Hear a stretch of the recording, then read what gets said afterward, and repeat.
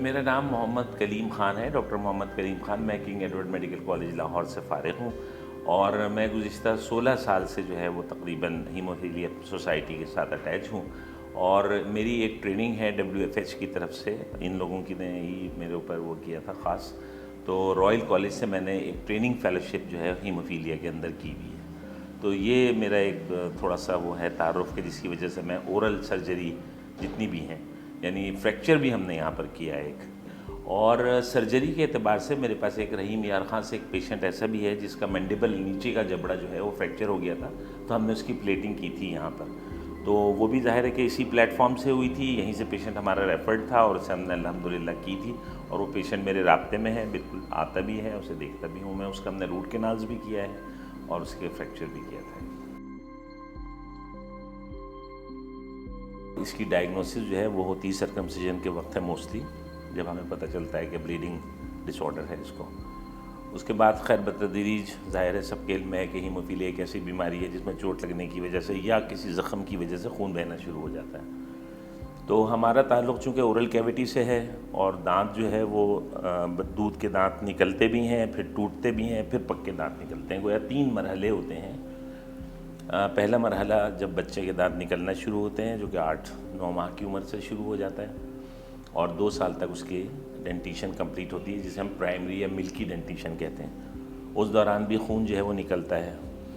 تو چونکہ عام طور پر تو جو بچے نارمل ہیں ان کے تو بچہ دانت نکلا اور خون نکلا بھی اگر تو وہ رک گیا،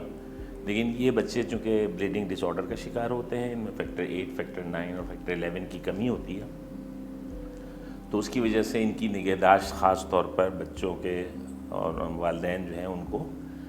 ڈاکٹر سے رابطہ کرنا پڑتا ہے، اور ظاہر ہے جو ہیمیٹالوجسٹ ہیں وہ اس کو لک آفٹر کرتے ہیں اور ہماری طرف ریفر کرتے ہیں۔ تو گویا 2 حصے ہیں اس کے، ایک حصہ تو وہ ہے کہ جب بچوں کے دودھ کے دانت نکلتے ہیں 6 ماہ سے لے کے 2 سال تک، اور دوبارہ جب وہ ٹوٹنے شروع ہوتے ہیں 6 سال سے 12 سال کی عمر تک، یہ وہ خاص پیریڈ ہے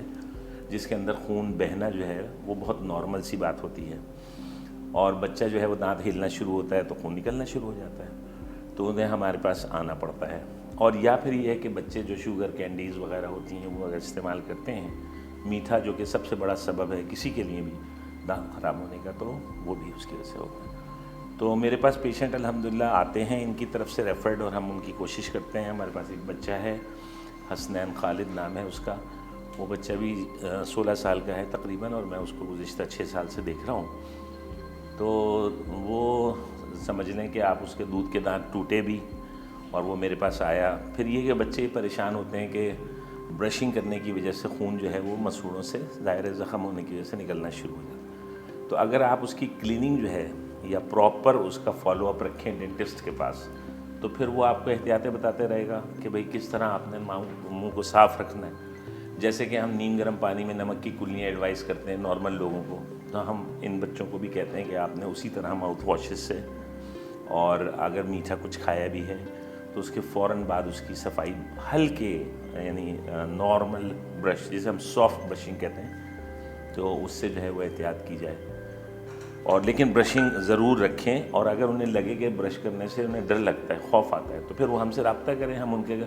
اورل ہائیجین جتنا بہتر کر دیں گے تو مسوڑے جتنا سوکھ کر چپک جائیں گے اتنا خون نکلنے کی رفتار بھی کم ہو جائے گی اور زخم ہونا بھی کم ہو جائے گا۔ اور اگر اس کا وقت ہے دانت ٹوٹنے کا تو پھر ہم اسے الیکٹیو نکلوا دیں۔ ہم اسے یہ کرتے ہیں کہ ان لوگوں کو ایڈوائز کرتے ہیں کہ بھئی یہ دانت ہل رہا ہے اور یہ جب تک ٹوٹے گا نہیں 1 ہفتے تک تو یہ ہلتا رہے گا تو دانت خون نکلتا رہے گا، تو پھر ہم پروفائلیکسس جو اس کی ٹریٹمنٹ ہے، فیکٹر لگانا، اینٹی بائیوٹک شروع کرنا، اس کے بعد دوبارہ فیکٹر بعد میں نکالنا، دانت نکالنے کے بعد لگانا، یہ سارے کام ہم ہیمیٹالوجسٹ کو ایڈوائز کر دیتے ہیں۔ وہ ہم ایڈوائز کر دیتے ہیں کہ بھئی ہم نے اپنا پروٹوکول پورا کر لیا ہے، اب آپ اس کو گو ہیڈ دے دیں۔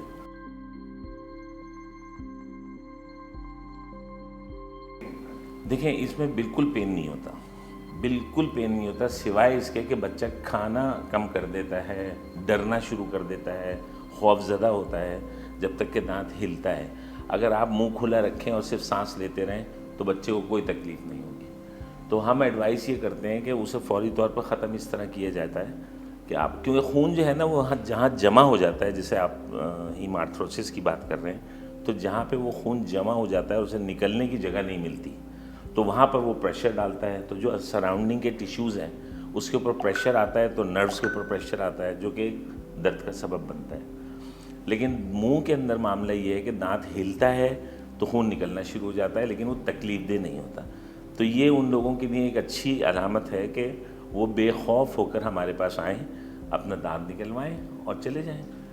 حسنین کے کیس میں وہ کوئی ڈر خوف میں مبتلا تو نہیں ہوا شروع میں جب آپ کے پاس آیا؟ بالکل ہوا۔ اس کی خوف کی وجہ درد نہیں تھی، بلکہ وہ خود بتائے گا شاید کہ اس کی خوف کی وجہ بلیڈنگ ہوتی ہے۔ ان بچوں کو سب سے زیادہ جو ایک ٹراما ہوتا ہے نا، جو سائیکولوجیکل، وہ یہ ہوتا ہے کہ خون اگر نکلنا شروع ہو گیا تو بند کیسے ہوگا۔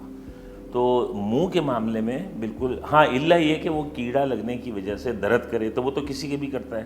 وہ معاملات ان کے ساتھ دیر میں آتے ہیں۔ پہلے آتے ہیں ٹوٹنے کے معاملات کہ ملکی ٹوتھ شیڈ ہو رہا ہوتا ہے، ٹوٹ رہا ہوتا ہے، اور نیا دانت پرماننٹ ٹوتھ جو ہے وہ ایرپٹ ہو رہا ہوتا ہے۔ جب وہ نکلتا ہے تو وہ ظاہر ہے کہ بغیر تکلیف کے نکل آتا ہے، لیکن وہ اپنے سراؤنڈنگ میں ٹیشو کو ڈیمیج کرتا ہوا نکلتا ہے، تو اس وجہ سے خون آتا ہے۔ اس خون کی وجہ سے ایک سائیکولوجیکلی پیشنٹ کو ایک خوف ہوتا ہے، ورنہ پین کا معاملہ اللہ کا شکر ہے نہیں ہوتا۔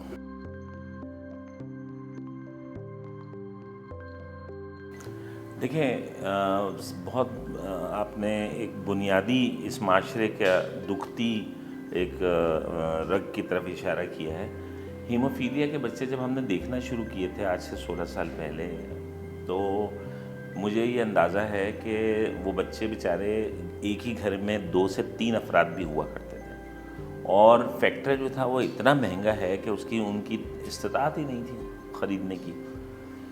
تو ایک نعمت کی صورت میں پاکستان ہیموفیلیا سوسائٹی ان کی مدد کر رہا تھا، لیکن اس کی بہرحال ایک لمیٹیشنز ہیں اپنی، اور ہر ایک کی ہیں اس معاشرے کے اندر۔ ظاہر ہے آپ کتنا بھی کرنا چاہیں تو نہیں کر سکتے، تو اس کے لیے یقیناً ان کو ڈونیشنز کی ضرورت ہوتی ہے۔ اور یہ اللہ کا شکر ہے الحمدللہ کہ سائنٹیفکلی اب جتنا امپروو ٹیکنالوجی نے کیا ہے، تو ان کے پاس بہتر سے بہتر چیزیں آتی چلی جا رہی ہیں، جس کے اندر جو ہیملیبرا کے نام سے ایک نیا انجیکشن اس دفعہ انہوں نے انٹروڈیوس کرایا ہے، اور وہ 1 سال کے لیے فری کر دیتا ہے پیشنٹ کو بلیڈنگ سے، لیکن اس کی قیمت بہت زیادہ ہے۔ تو ظاہر ہے کہ یہ لوگ نہیں کر پاتے۔ سندھ گورنمنٹ نے بہت زبردست اقدام کیا ہے، ابھی آپ نے اس کی وہ سنی ہوگی کہ انہوں نے کافی بچے جو ہے نا وہ لیے ہیں، اور ان لوگوں کی ماشاءاللہ سے کافی ہیلپ کر رہے ہیں۔ تو یہ لوگ ڈونیشنز کی یقیناً ان کو ضرورت رہتی ہے، اور میں سمجھتا ہوں انڈیویجولی جتنے بھی معاشرے کے اندر لوگ ہیں، ان کو ان بچوں کی خاص طور پہ کہ جو زندہ ہیں اور جن کو ضرورت ہے کہ وہ زندگی اپنی اسی بقا، ان کی بقا یہی ہے کہ انہیں انجیکشن ملتے رہیں اور وہ چلتے رہیں آگے، اور وہ کسی ایسی خدا نخواستہ خطرناک بیماری کا شکار نہیں ہے کہ جس کا اینڈ جو ہے وہ موت کی طرف ہے۔ ایسا بالکل نہیں ہے۔ یہ بچے ہیں، صحت مند بچے ہیں، ان کو صرف فیکٹرز کی ضرورت ہے، اور ان کی ہم زندگی بن سکتے ہیں ڈونیشن سے صرف، اور یہ بالکل اسی طرح زندگی گزار سکتے ہیں جس طرح الحمدللہ ہم گزار رہے ہیں۔ تو یہ کسی خطرناک بیماری میں مبتلا بالکل نہیں ہے۔ یہ میسیج میرے بہت ہی کلیئر میسیج ہے ان لوگوں کے لیے کہ یہ وہ بچے ہیں جو معاشرے کے اندر بہترین کردار ادا کر سکتے ہیں اور کر رہے ہیں۔ اس ہیموفیلیا سوسائٹی کے اندر بھی ایسے لوگ موجود ہیں جنہوں نے خود ٹیک اپ کیا ہے، اور وہ ان کا پیشن ہے، ان کی اپنی ایک دلچسپی ہے، جس کی وجہ سے آج ہیموفیلیا سوسائٹی اپنے ایک خاص مقام کے اوپر ہے۔ گورنمنٹ آف پاکستان کی مدد اس کو حاصل ہے، اور اللہ کا شکر ہے کہ وہ وجہ یہی ہے کہ آپ نے اپنے آپ کو پروف کیا ہے۔